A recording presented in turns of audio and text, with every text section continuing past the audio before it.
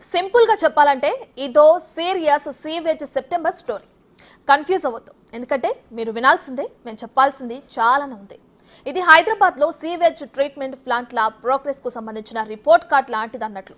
అందుకే చూపు తిప్పుకోకుండా చూడండి. సిటీలో ఎస్టీపీల నిర్మాణంపై హైదరాబాద్ వాసులకు బీఆర్ఎస్ కట్టిన పింక్ రిబ్బన్లు తొలగిపోయాయి. ముఖ్యమంత్రి గారు తెలుసుకోవాల్సింది ఏంటంటే, కొత్తగా మీరు శుద్ధి చేసేదైతే ఏమీ లేదు. ఎందుకంటే ఆల్రెడీ సివరేజ్ ట్రీట్మెంట్ ప్లాంట్లు సంపూర్ణంగా మా ప్రభుత్వమే ప్రారంభించింది. అవి దాదాపుగా పూర్తయ్యే దశకు వచ్చినాయి. మీరు డబ్బులు ఇస్తే ఇంకో 2-3 నెలల్లో మొత్తం పూర్తయిపోతాయి. మరి 4,000 కోట్లు ఖర్చు పెట్టి మొత్తం 100% సివరేజ్ ట్రీట్మెంట్ అయిపోయిన తర్వాత అబ్బో విన్నారుగా, ఎస్టీపీలపై కేటీఆర్ డైలాగులు. వినేటోడు చెప్పేటోనికి లోకు అన్నట్లు మనం వినే కొద్దీ ఇలాంటి ముచ్చట్లు చెబుతానే ఉంటారు. అసలు హైదరాబాద్ లో మీరు చేసిన సివేజ్ ఏందో, దాని ట్రీట్మెంట్ ఏందో మొత్తంగా ఎస్టీపీల లెక్కాపత్రం మేం చెబుతాం వినండి. అది 2019 సెప్టెంబర్. అసెంబ్లీ సమావేశాలు జరుగుతున్న సమయం. ఆ సమావేశాల్లోనే హైదరాబాద్ లో సివేజ్ ప్లాంట్ల నిర్మాణానికి సంబంధించి కేటీఆర్ ఓ ప్రకటన చేశారు. 2019 డిసెంబర్ నాటికి ఎస్టీపీల నిర్మాణానికి సంబంధించిన మాస్టర్ ప్లాన్ అవుతుందని చెప్పారు. అక్కడ కట్ చేస్తే మళ్ళీ 2020 సెప్టెంబర్లో 17 ఎస్టీపీల నిర్మాణానికి టెండర్ పిలిచింది అప్పటి ప్రభుత్వం. ఇందుకోసం 1081.75 కోట్ల బడ్జెట్ ని కేటాయించారు. ఇక్కడి దాకా ఓకే. ఆ తర్వాతే అసలు కథ మొదలైంది. హైదరాబాద్ లో 100% సివేజ్ ట్రీట్మెంట్ కోసం ప్రణాళికలు సిద్ధం చేశామని సెప్టెంబర్ 23, 2021న ఆనాటి మున్సిపల్ శాఖ మంత్రి కేటీఆర్ ఓ ప్రకటన విడుదల చేశారు. దానికి సంబంధించి ఆ తర్వాతి రోజు ఆయన చేసిన ట్వీట్ ఇది. 2021 సెప్టెంబర్ 24న ఉదయం 9:10 కేటీఆర్ చేసిన ట్వీట్ ఇది. అందులో ఆయనేం రాసుకొచ్చారంటే, 1260 MLDల మురుగునీటిని శుద్ధి చేసే సామర్థ్యం కలిగిన 31 ఎస్టీపీలను నిర్మించబోతున్నట్లు చెప్పుకొచ్చారు. ఇందుకోసం నాటి ముఖ్యమంత్రి కేసీఆర్ 3,866 కోట్ల రూపాయలను మంజూరు చేసినట్లుగా తెలిపారు. ఈ ట్వీట్ చేసిన ఏడాదికి ఎస్టీపీల నిర్మాణానికి సంబంధించి కేటీఆర్ నుంచి మరో ట్వీట్ వచ్చింది. 2022 సెప్టెంబర్ 24న కేటీఆర్ చేసిన ట్వీట్ ఇది.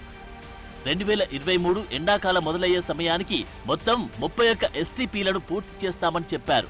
తర్వాత 6 నెలలకు ఎండాకాలం వచ్చింది గాని ఎస్టీపీలు అందుబాటులోకి రాలేదు.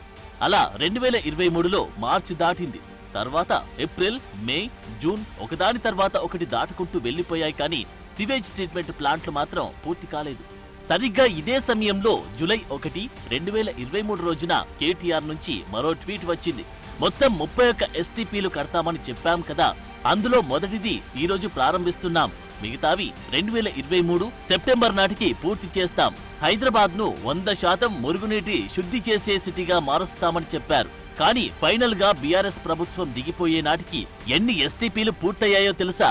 కేవలం 4 మాత్రమే. కోకాపేట, దుర్గం చెరువు, పెద్ద చెరువు, నల్ల చెరువు ప్రాంతాల్లోని ఎస్టీపీలు అందుబాటులోకి వచ్చాయి. బీఆర్ఎస్ అసంపూర్తిగా వదిలేసిన ఎస్టీపీలలో కాంగ్రెస్ ప్రభుత్వం ఏర్పడ్డాక పూర్తయినవి 6 ఉన్నాయి.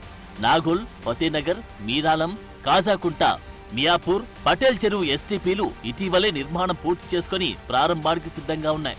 కొత్త ప్రభుత్వం ఏర్పడిన ఈ కొన్ని నెలల్లోని 6 సివేజ్ ప్లాంట్ల నిర్మాణం పూర్తయింది. ఇటీవలే కేటీఆర్ వెళ్లి గొప్పలు చెప్పుకున్న ఫతేపూర్ ఎస్టీపీ కూడా కాంగ్రెస్ అధికారంలోకి వచ్చాక పూర్తయినదే. మరి గడిచిన 5 ఏళ్లలో బీఆర్ఎస్ ప్రభుత్వం చేసిందేమిటి? కేసీఆర్ మాత్రం మొత్తం మేమే చేశాం, ఇక మీరు చేయడానికి ఏముంది అన్నట్లుగా మాట్లాడుతున్నారు. కానీ గ్రౌండ్ రియాలిటీ మాత్రం మరోలా కనిపిస్తోంది. దీనికేం చెబుతారు కేటీఆర్? గత 10 ఏళ్లలో హైదరాబాద్ కోర్ సిటీకి దగ్గరలో జనావాసాలు పెరిగిపోయాయి. ముఖ్యంగా మూసీ పరివాహక ప్రాంతాల్లో వేలాది మంది జనం శాశ్వత నివాసాలు ఏర్పరచుకున్నారు.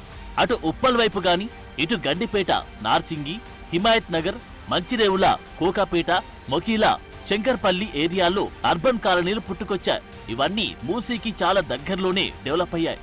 బీఆర్ఎస్ చెప్పిన గడువులోగా ఈ సివేజ్ ట్రీట్మెంట్ ప్లాంట్లను పూర్తి చేయకపోవడం వల్ల ఆ కాలనీలో నుంచి వచ్చే మురుగునీరంతా మూసీలోకి చేరుతుంది.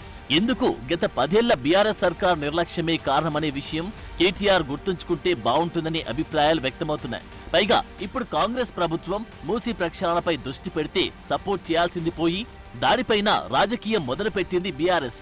ఏదేమైనా సరే వీలైనంత త్వరగా మిగిలిన ఎస్టీపీల నిర్మాణం కూడా పూర్తి చేసేందుకు కాంగ్రెస్ ప్రభుత్వం కసరత్తు చేస్తోంది. ఊరు ఊరుకో జమ్మి చెట్టు, గుడి గుడికో జమ్మి చెట్టు కార్యక్రమ పోస్టర్ను స్వర్ణగిరి ఆలయ పూజారి చేతుల మీదుగా ఆవిష్కరించారు రాజ్యసభ మాజీ సభ్యులు సంతోష్ కుమార్. తెలంగాణ వ్యాప్తంగా దేవాలయాలకు 10,000 జమ్మి చెట్లు పంపిణీ చేస్తామని చెప్పారు. దసరా పండుగ సందర్భంగా ఈ వినూత్న కార్యక్రమానికి శ్రీకారం చుడతానున్నారు. భక్తి పూర్వకంగా అందరూ పూజించుకునే జమ్మి చెట్టును తెలంగాణ రాష్ట్ర వృక్షంగా నాటి కేసీఆర్ ప్రభుత్వం గుర్తించినందుకు ప్రత్యేక ధన్యవాదాలు తెలిపారు.